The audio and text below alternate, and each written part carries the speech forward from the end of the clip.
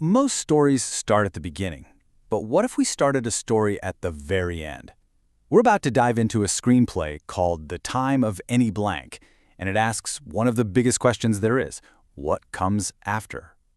So right out of the gate, we get this. That day, I died. Just wow. That's our protagonist, Mundung, speaking.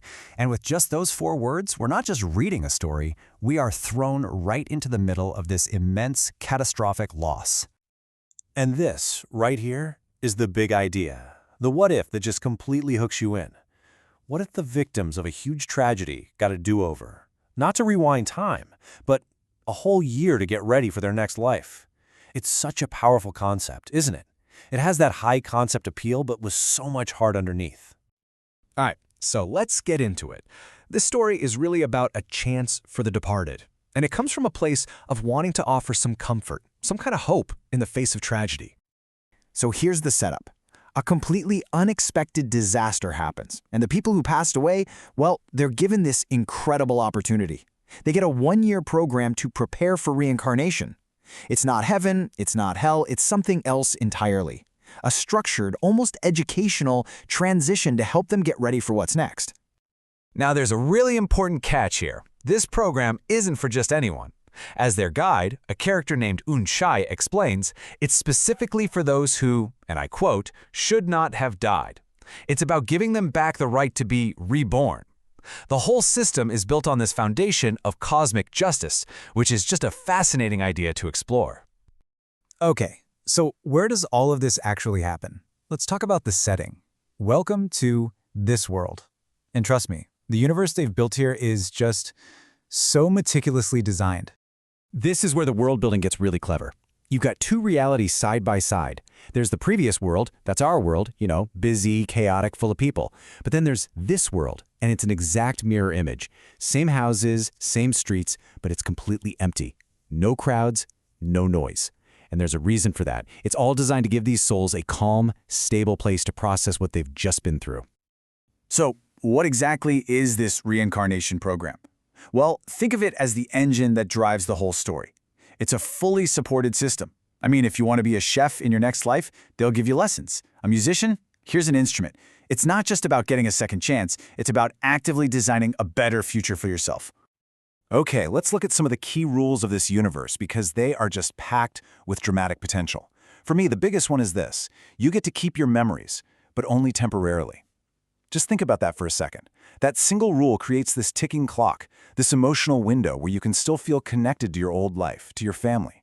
It's absolutely perfect for creating powerful emotional drama. All right, a fascinating world is great, but a story is nothing without its characters. So let's meet the 3 souls at the heart of this. 3 different stories, 3 people at a major crossroads. First up, we have Gil Mundong. He's 23, and he's that guy, the one, the dutiful son, the one who's always thinking about his parents, always putting others first. He's the rock, but his journey here is going to be about finally figuring out what it means to live for himself for the very first time. Next, meet Park Hyung-song. He's an old friend of Mundong's, but he's kind of the opposite, super cheerful and aspiring artist. He was completely devoted to his single mom, and his big dream was to become a webtoon artist. And now, in this strange new place, he actually has the time to chase that dream. And rounding out our trio is Gu Song-yi. Her story is so relatable. She spent her whole life working at her family's business, never really getting a chance to ask, what do I want? So for her, this limbo, this in-between world, is actually the first taste of freedom she's ever had. It's her chance to finally discover her own dreams. So you've got these 3 very different people. How do their paths cross? Well, they all end up taking a screenwriting class. And this class becomes this crucible for them. It's the place where they can finally start to process everything they lost by turning it into a story. By writing about their pasts, they're literally learning how to write their own futures. And that leads us right into the emotional core of this whole thing, the universality of grief. This story is not afraid to look at loss from every single possible angle. Then, is it possible to be reborn into a life connected to my previous family? I mean, that one question from Mundong just hits you right in the chest, doesn't it? It perfectly captures what they all want. It's not just about being reborn, it's about reconnecting with the people they love. And that feeling, That's universal. It doesn't matter where you're from, you understand that ache. And here's what makes the structure so brilliant, especially for a series or a film. We don't just stay with our three main characters in their new world. The narrative masterfully cuts back to the living, to the families they left behind. We get to see their grief, their pain in real time. This dual perspective is just so powerful and gives the story so much more depth. And we get moments like this. Mindung's mother talking about him. And listen to what she's saying.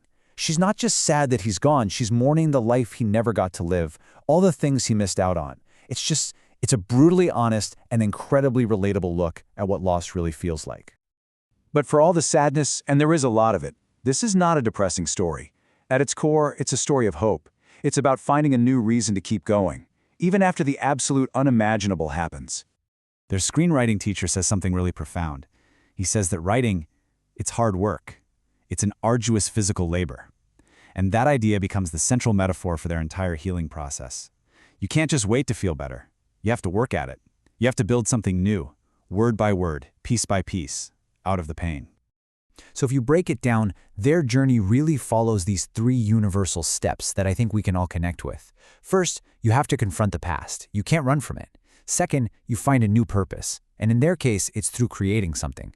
And third, and maybe most importantly, you rebuild connections. You find hope by sharing your story with others.